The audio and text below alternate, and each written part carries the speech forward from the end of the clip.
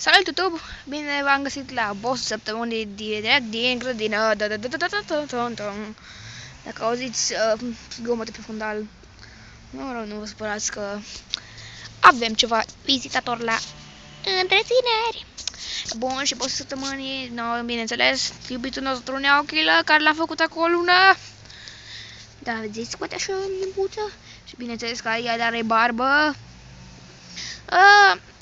Încă ne mai certăm.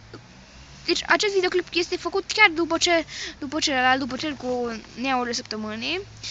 Și încă ne mai certăm pe față dacă să vă arătăm 2 boși sau un boș. Deci vom încerca să vă arătăm 2. Da, bun.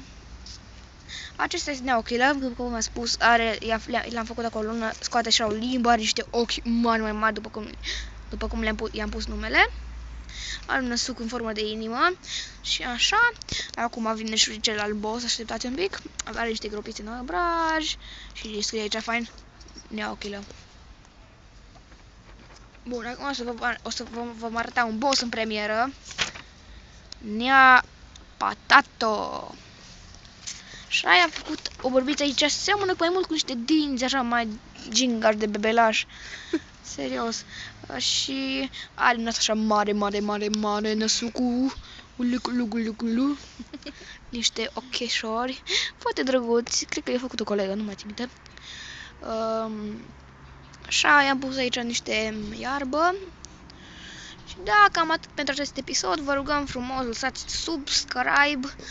Dați un subscribe, dați comment, dați în comentarii ce nea o să mai facem. Ca să vă spun, noi am mai avut neauri tot felul de ciudate, nea copac, așa. Așa, nu uitați să dați subscribe, dați like și o să apară probabil după 7-8 minute după acest videoclip va apărea altul în care vă mai prezentăm niște neauri care îmi dat fail la ele. Așa că, la revedere YouTube pe data viitoare!